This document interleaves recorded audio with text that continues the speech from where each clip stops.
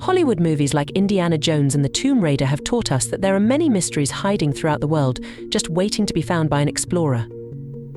Well, what if we told you that someone actually managed to find a 1,200 years old Egyptian city that was hiding underwater? As crazy as this story might be, it's true, and today we are going to show you everything you need to know about it.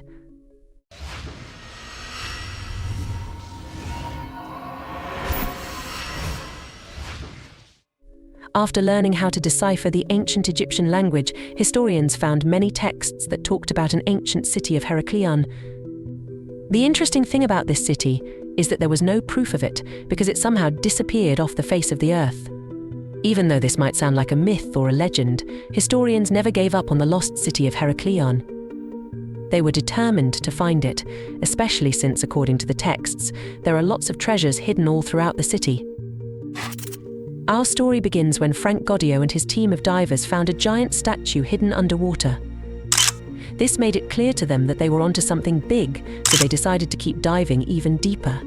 Minutes after finding the first giant statue, Frank Goddio and his team found another one. They couldn't believe their eyes. They actually found the lost city of Heracleion.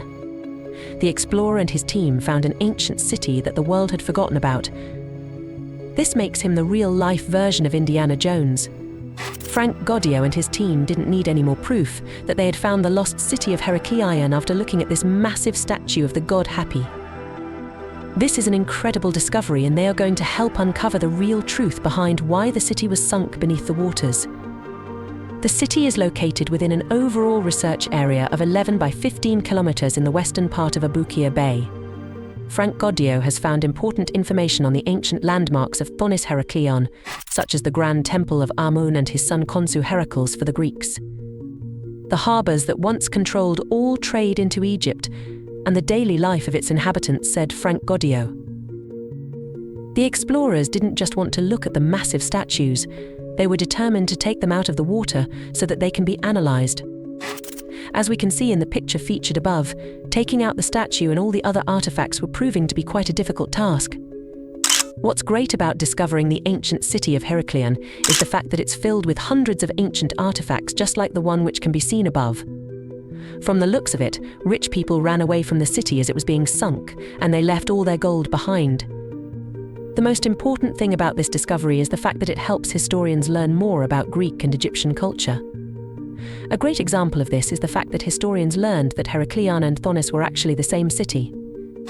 He has also solved a historic enigma that has puzzled Egyptologists over the years. The archaeological material has revealed that Heracleion and Thonis were, in fact, one and the same city, with two names, Heracleion being the name of the city for the Greeks and Thonis for the Egyptians, said Frank Goddio about the city. While most of us might not think too much about this bronze oil lamp, it does reveal to historians that people who inhabited the lost city of Heracleion knew a thing or two about technology. They used the oil in order to keep fire burning for long times in their homes and on the streets. The reason why this lost city is filled with so many marvelous statues and gold trinkets is because it used to be a huge port where traders from all over the world gathered around to sell their products. The question that everyone is asking about the lost city of Heracleion is what happened. How could such a massive city simply go down underwater without anyone knowing about it or writing down what happened? The answer to this question is a massive earthquake. One of the most interesting things that the divers pulled out the lost city of Heracleion was this type of gold plates.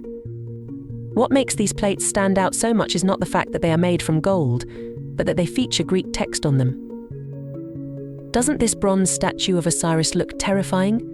If Hollywood movies have taught us one thing, then it has to be that the divers should stay away from this statue since it might come life. Luckily, that type of thing only happens in the movies.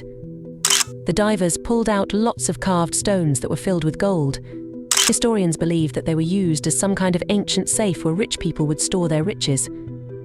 The port of Thonis-Heracleion had numerous large basins and functioned as a hub of international trade. The intense activity in the port fostered the city's prosperity. More than 700 ancient anchors of various forms and over 70 wrecks dating from the 6th to the 2nd century BC are also an eloquent testimony to the intensity of maritime activity here, said Frank Goddio. We can only imagine what kind of treasures and priceless historical artifacts the explorers are going to take out of the water during the years to come. We think it's safe to say that the story of the lost city of Heracleion could easily be made into a Hollywood movie. Finding the lost city of Heracleion is an incredible discovery, and it's surely going to help historians learn more about Egyptians and Greeks. Nonetheless, let us know in the comments what you think about the discovery of this city.